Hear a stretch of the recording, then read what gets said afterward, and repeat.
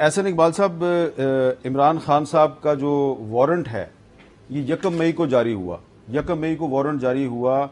Lieutenant general retired नज़ीर अहमद जो chairman हैं नैब के, उनके दस्तखत से, और आज यानी कि 9 मई को गिरफ्तारी होती है। लेकिन गिरफ्तारी जिस तरीके से की गई है, इस्लामाबाद हाई कोर्ट के अंदर बाकायदा रेंजर्स ने अटैक करके इमरान खान को गिरफ्तार किया है, आप नहीं समझते कि ये इंतहाई काबिल मजम्मत तरीका था?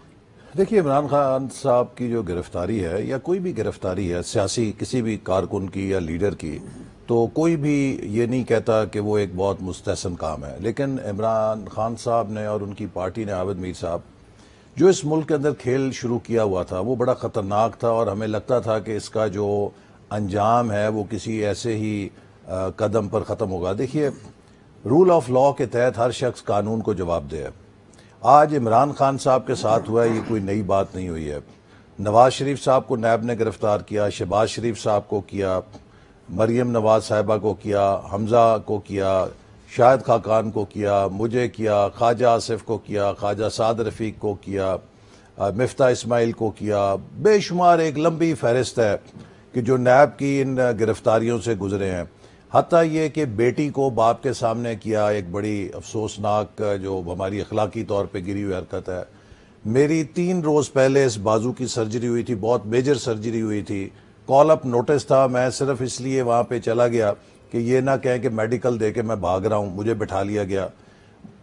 अदालत ने मुझे कहा कि 2 महीने मेरे लिए फिजियोथेरेपी अगर मैं करूँगा तो ये मेरा बाजू सीधा हो जाएगा।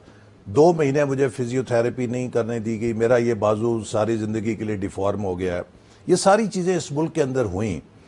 और मैं तो वैसे आज देख रहा था जिस तरह हाई कोर्ट ने नोटिस लिया इस गिरफ्तारी का, कि काश उस वक्त भी कोई आला अदलिया होती जो हमारी गिरफ्तारियों का नोटिस लेती।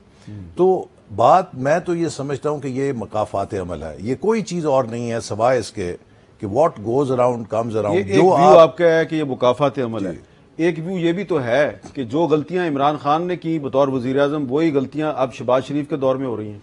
देखिए, नैब जो है वो एक इंडिपेंडेंट इदारा है और ये वो मौक़िफ़ है जो इमरान खान साहब भी हमारी जब भी गिरफ्तारी होती थी तो पीटीआई के लोग आकर ये बात कहते थे कि नैब एक आज़ाद इदारा है और हमारा उससे कोई लेना देना नहीं है। लेकिन एक बात इमरान खान साहब के लिए बहुत खुश आइंद है कि हमने जो नैब के कानून में तरामीम की थी, जिसके ऊपर इमरान खान साहब चीख चीख कर कह रहे थे कि हमने नैब के कानून को तब्दील कर दिया, आज उसी कानून के बेनिफिशरी इमरान खान साहब हैं। इनको 90 दिन के लिए रिमांड नहीं मिलेगा, इनको 14 दिन का मैक्सिमम रिमांड मिलेगा। जो गैर इंसानी गैर कानूनी शिकें थी इस कानून के अंदर वो हम ख़त्म कर चुके हैं, तो he should be very relax. लेकिन जो हरकतें इन्होंने इसके बाद की हैं गिरफ्तारी के बाद, देखिए हामिद मिर्ज़ा मुझे मौका दीजिए, पाकिस्तान में इस्टेब्लिशमेंट के साथ जंग जो है कोई नई नहीं है। आपको पता है कि पीपल्स पार्टी की एक लंबी तारीख है। ज़िया मार्शल्लाह के अंदर उन्होंने कितने मजालिम का सामना किया। क्या कभी पीपल्स पार्टी ने किसी मोड़ के ऊपर या मोहतरमा बेनज़ीर भुट्टो की शहादत के बाद या भुट्टो की फांसी के बाद ये कहा कि जाके कोर कमांडर्स के घरों का घेराव करो, जलाओ करो? आपको पता है कि मुशर्रफ मार्शल्लाह के अंदर हम भी बड़ा भुगता, नवाज शरीफ साहब ने बड़ा भुगता, एग्जाइल हुए, बाप को दफन नहीं कर सके, माँ को दफन नहीं कर सके, बीवी की शक्ल देखने नहीं दी गई जो डेथ बेड के ऊपर थी। किस तरह मुजालिम हुए।